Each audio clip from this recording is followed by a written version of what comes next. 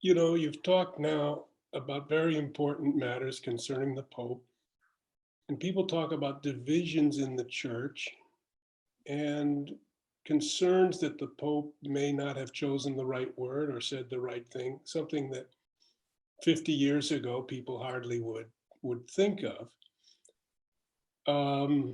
There's a number of questions. Do you think there's a danger of the church splitting into a more conservative group and a more progressive group? Can we hold together? Have we already in some way split, but it's just the appearance of unity?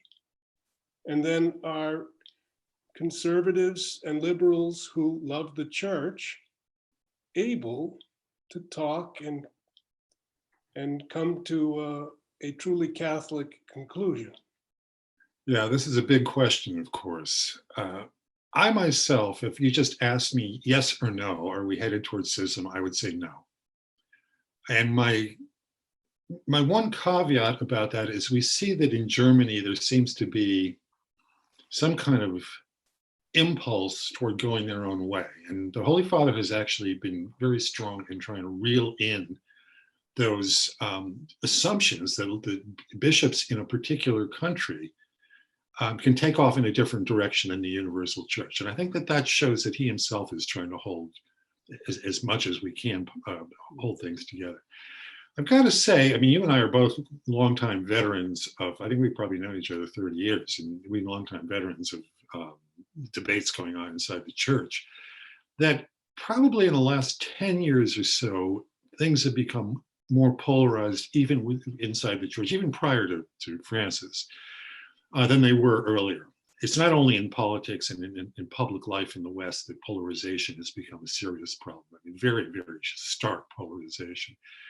But for me, I think even though I am not myself as engaged in conversations with people on, if we want to say this, the other side, as much as in the past, I think that there still is common ground. There still is some loyalty to the institution, in some capacity at least, to, even if we're raising our voices slightly toward one another. I don't think we've gotten to the point of what you see on the internet on a regular basis on social media. Now that could change, of course.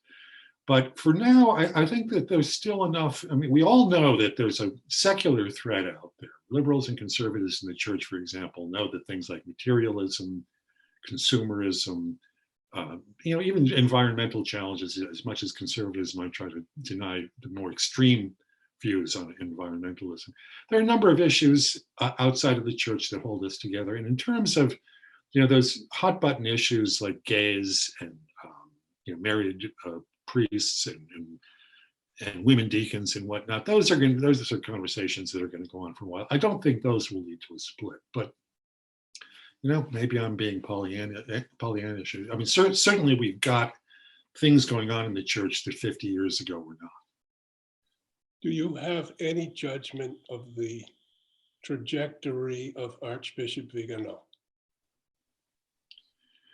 Yeah, I think for me, I think he should not be speaking quite so much. And the most recent letter that he just sent to President Trump, I think it came out last night or today. Yes.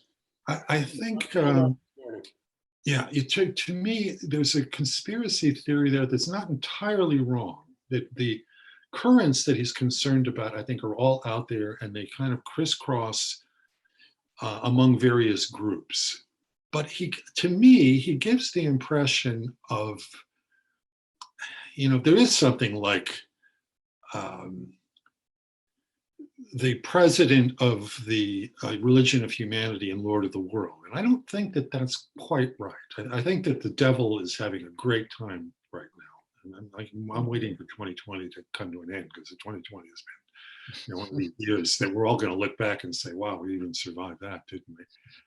But other than the devil himself, I don't see a coordinated conspiracy. People talk about the Pope being part of this globalist, and he denies a number of things that people say about him. Now, he also does say worrisome things. It seems that he implies that That all kinds of religions can be valid in some sense, and he never clarifies this. And of course, this really gets down to the nub of it. If you want to say that we're all tolerant of one another, sure, that's fine. But when it looks as if you're being indifferent to the various religious commitments that the human race makes, and we believe, of course, as Catholics, that only in Jesus are we saved. The Pope has even said things like, no one is saved alone. And of course, that's true. We have to be saved as a church. We have to engage one another. But we can be saved alone. I mean, if the whole world were to go, into apostasy, a human soul could still turn toward God. So those overgeneralizations and the lack of clarity that sometimes come out of Francis's mouth or his writings or whatnot, I think that these things are the worrisome things for me.